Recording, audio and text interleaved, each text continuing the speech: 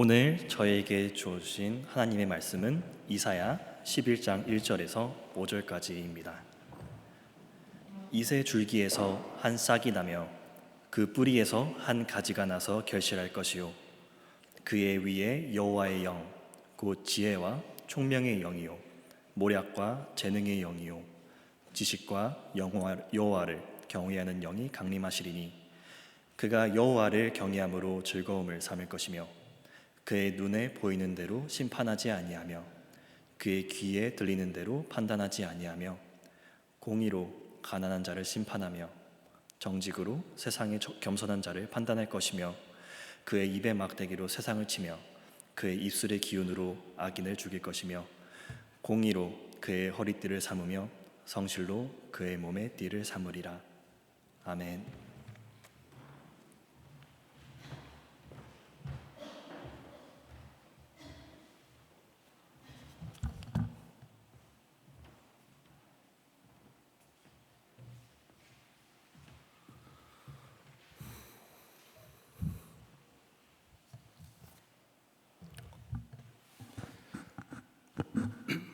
우리가 지난 주일을 성령 강림절로 가졌습니다.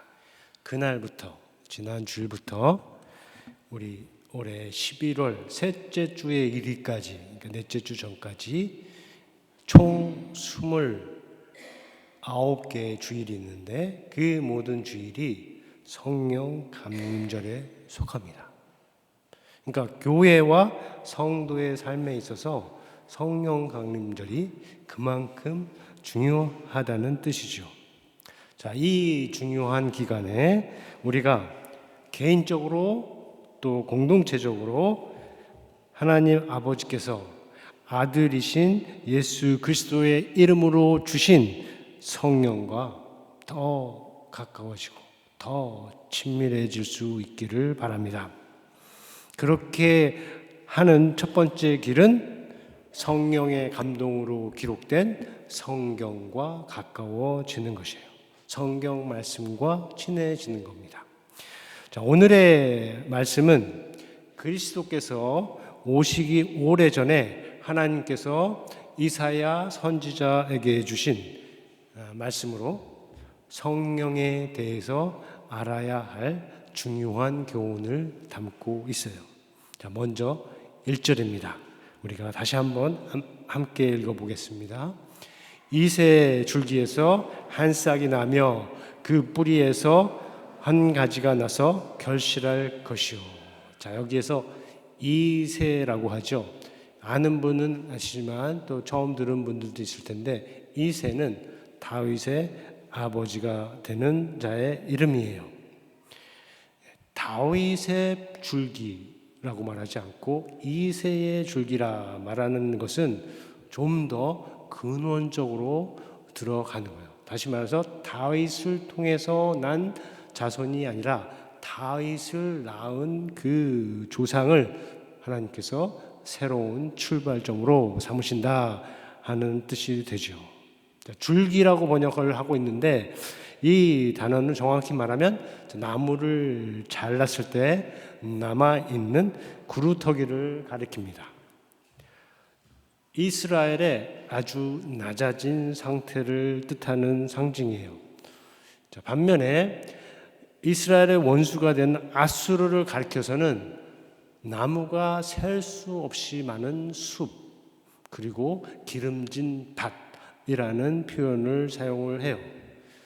이것은 황폐한 땅에 외롭게 홀로 남아있는 하나의 구루터기와 아주 극명한 대조를 이루는 것이죠. 또 다른 대비가 있어요. 아수르의 숲과 이 기름진 밭의 영광은 결국 사라질 것이다 하는 것이고, 반면에 지금은 죽은 것이나 다름없는 이 구루터기에서 싹이 날 것이고 그 뿌리에서 가지가 나올 것이고 결국 열매가 맺힐 것이다 하는 것이죠. 장래의 운명에 대한 서로 다른 대비를 보여주는 겁니다. 자, 여기에서 싹이 중요해요. 가지도 같은 것을 가리키는데 이 싹은 그냥 식물을 말하는 게 아니고 상징적으로 표현된 것으로 사람을 가리키고 있는 것이죠.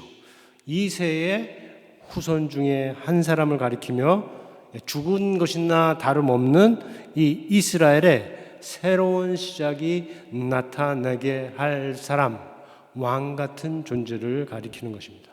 그런데 그가 무엇을 하든지 간에 그의 존재와 행위에 있어서 아주 중요한 것이 있으니 그 위에 하나님의 영이 임한다 하는 겁니다.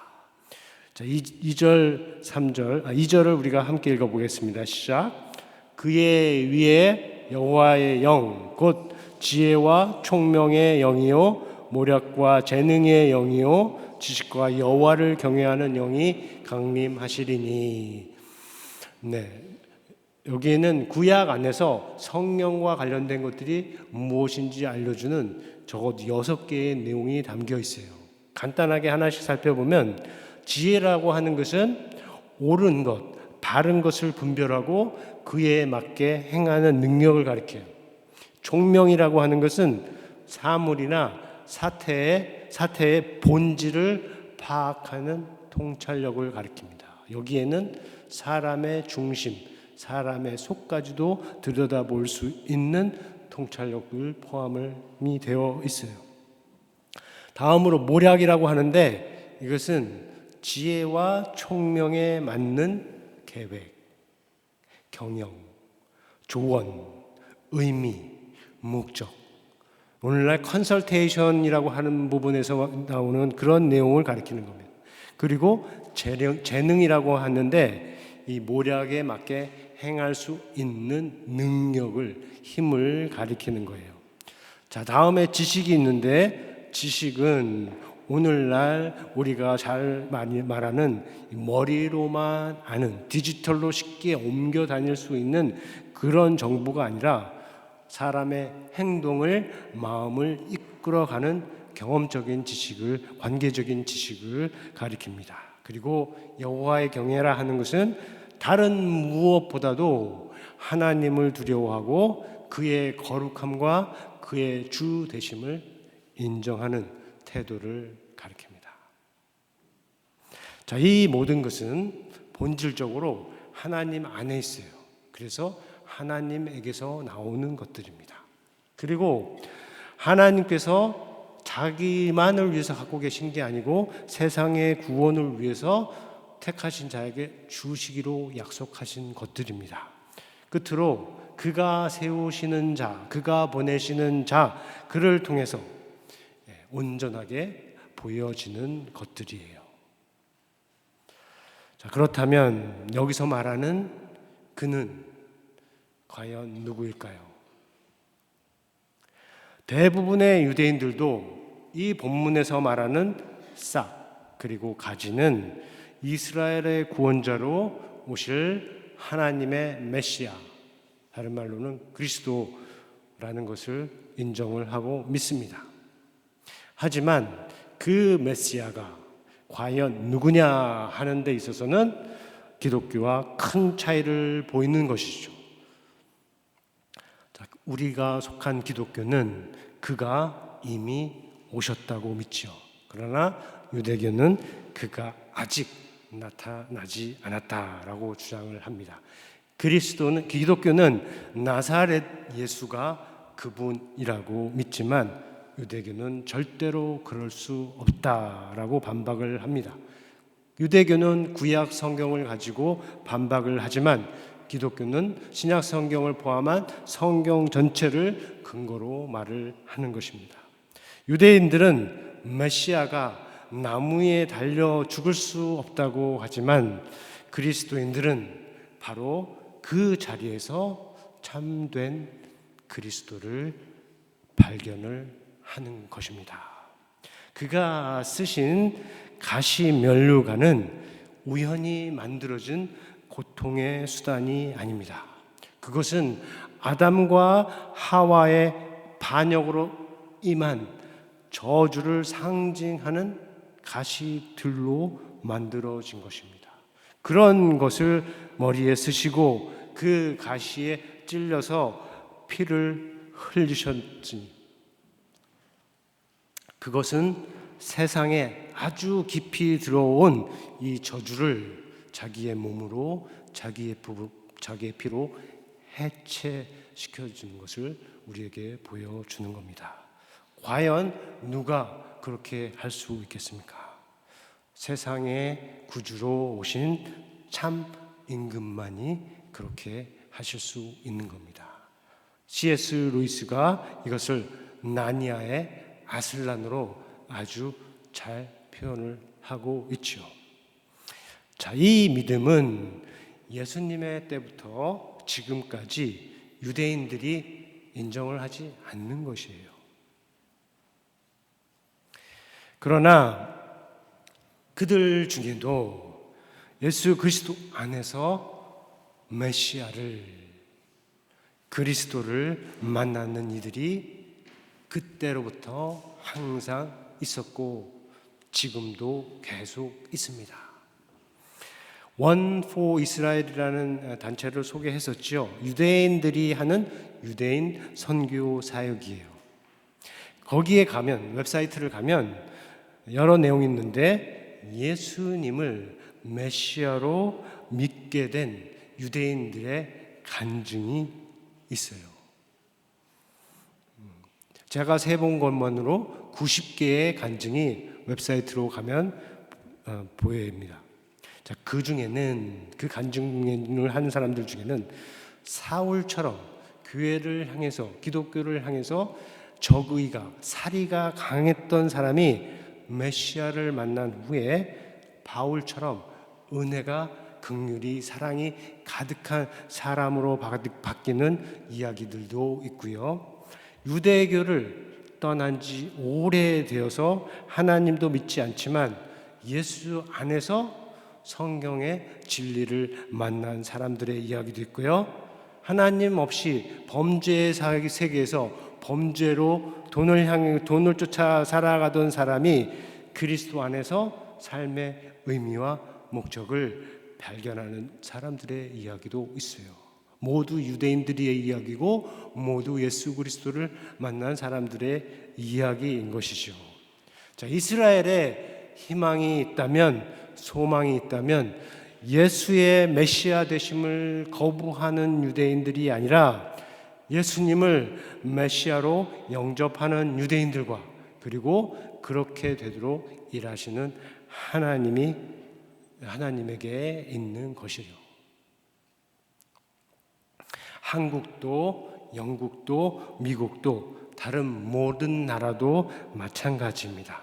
다만 그냥 믿는 자들이 아니라 제대로 믿는 사람들이 하나님의 희망, 세상의 소망이 된다 하는 것이죠. 자, 제대로 믿는다, 제대로 믿는 사람들이라 하는 게 누구를 가리킬까요?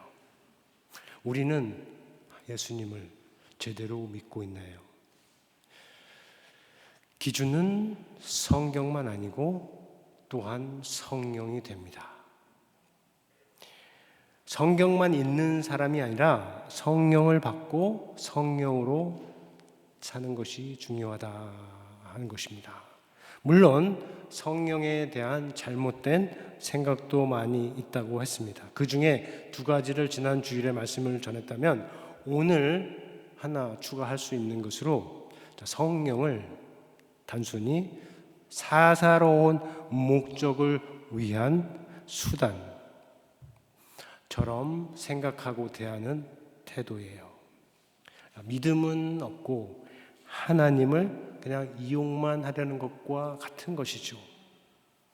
그러나 성령은 우리의 목적을 위해서, 사사로운 목적을 위해서, 이기적인 목적을 위해서 수단으로 사용하는 도구가 될 수가 없어요.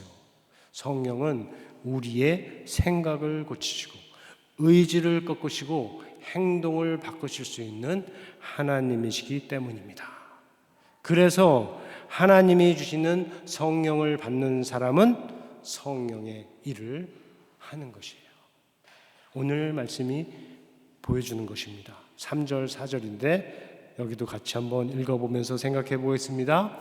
그가 여호와를 경외함으로 즐거움을 삼을 것이며 그의 눈에 보이는 대로 심판하지 아니하며 그의 귀에 들리는 대로 판단하지 아니하며 공의로 가난한 자를 심판하며 정직한으로 세상에 겸손한 자를 판단할 것이며 그의 입의 막대기로 세상을 치며 그의 입술의 기인으로 악인을 죽일 것이며. 자, 그 다음에 이어지는 말씀이 5절인데 여기에 보면 그는 공의로 그의 허리띠를 삼으며 성실로 그의 몸의 띠를 삼으리라 라고 되어 있습니다. 왜 그렇습니까? 그는 하나님의 영을 받는 사람이기 때문에 그렇습니다. 베드로가 전하는 예수 그리스도에 대해서도 같은 말씀을 우리에게 전하고 있습니다. 사도행전 10장 38절 두 주 전에 봤는데 다시 한번 보면서 우리가 함께 읽어보겠습니다. 시작. 하나님이 나사렛 예수에게 성령과 능력을 기름 붓듯 하셨음에 그가 두루 다니시며 선한 일을 행하시고 마귀에게 눌린 모든 사람을 고치셨으니 이는 하나님이 함께 하셨습니다. 아멘. 성령이 이만큼 중요합니다. 그리고 하나님이 성령을 주심은 그의 일을 행하게 하시는 것이라는 것임을 확실하게 보여주는 말씀이 되죠. 자, 우리도 마찬가지입니다. 하나님의 영을 받는 자에게는 그의 영을 주신 이의 뜻에 맞는 모습들이 나타나야 한다는 거죠. 생각하는 것에 있어서, 마음에 있어서, 행동에 있어서, 말에 있어서 그것들을 주신 이의 뜻에 맞는 모습들이 나타나야 한다는 겁니다. 하나님께서 무엇을 주셔요? 지혜와 총명을 주셨고 모략과 재능을 주시고 지식과 경애를 주시는데 그것을 받는 자들이 주신 이의 뜻에 맞게 살면은 어떻게 됩니까? 그가 사는 세상이 더 밝아지고 더 좋아지는 측면이 있는 것입니다. 그런데 이 지혜이든 총명이든 모략이든 재능이든 지식이든 하나님 경외이든 그 주신 본래의 뜻에 맞게 사용하지 않는 경우가 문제가 됩니다. 본래 세상의 정의를 위해서 하나님의 나라를 위해서 주신 것인데 세상의 불의를 위해서 자신의 사익을 위해서 사용하는 것이 문제라는 것이죠. 우리 한국의 경우를 한번 생각해 볼 수 있습니다. 한국의 학교가 어떻게 생겼습니까? 한국의 병원들이 어떻게 생겼습니까? 한국의 많은 좋은 것들이 어떻게 생겼습니까? 복음을 들고 자기의 목숨을 바쳐서 들어오신 선교사님들을 하나님 나라를 위해서 세워진 거예요. 많은 병원들도 그렇습니다. 그런데 100년이 지금 지난 현재의 현실이 어떻습니까?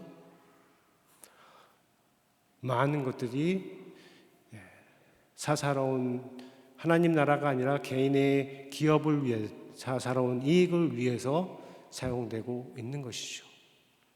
그때도 똑똑한 사람들이고 지금도 똑똑한 사람들이지만 그때도 지혜가 있고 총명이 있는 사람들이고 지금도 지혜와 총명이 있는 사람들이 가지만 방향에 있어 목표에 있어서 전혀 다른 곳으로 가고 있는 거죠.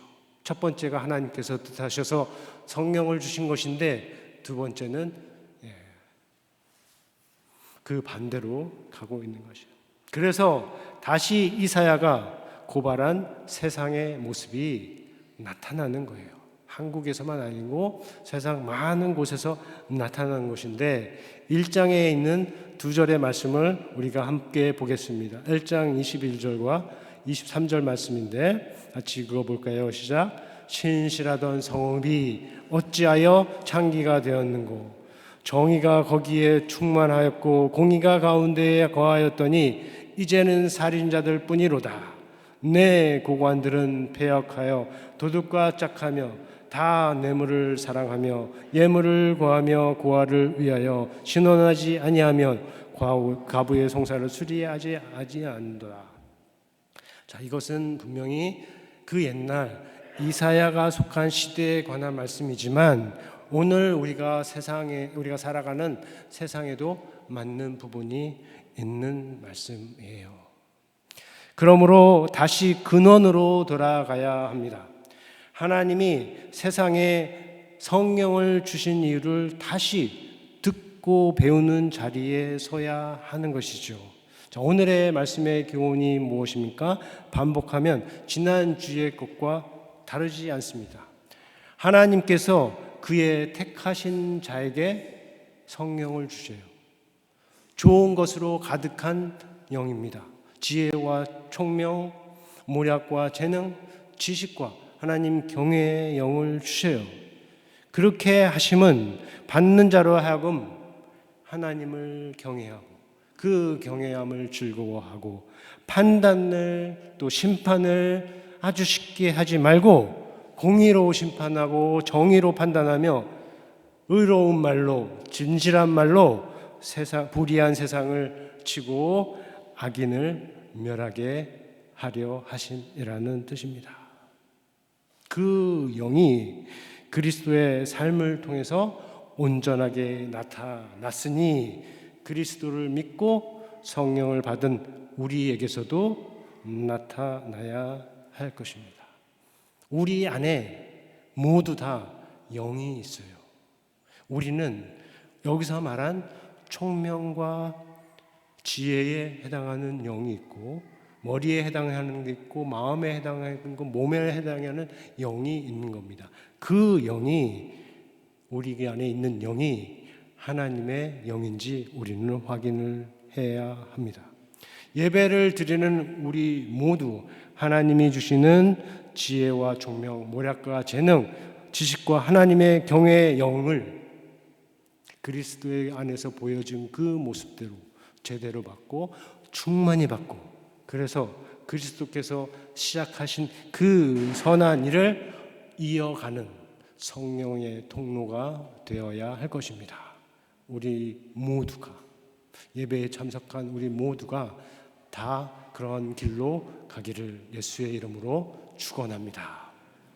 성령이 우리의 생각과 마음과 의지와 뜻 모두를 새롭게 해주시기를 바랍니다. 그 성령께서 주시는 힘을 받기를 바랍니다. 그래서 세상에서 누구보다도 총명하고 지혜롭고 모략이 있고 재능이 많은 사람의 삶을 살 수 있기를 예수님의 이름으로 축원합니다. 우리 들은 말씀 생각하면서 거듭의 기도 시간 갖겠습니다.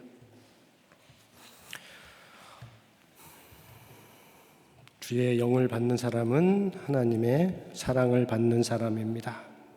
주의 영을 받는 사람은 하나님이 주시는 일을 행할 사람입니다. 그 길에 우리가 행해야 할 것인데 오늘 말씀에 대해서 믿음으로 반응할 수 있기를 바라고 그 말씀을 마음에 거둘 수 있기를 바랍니다.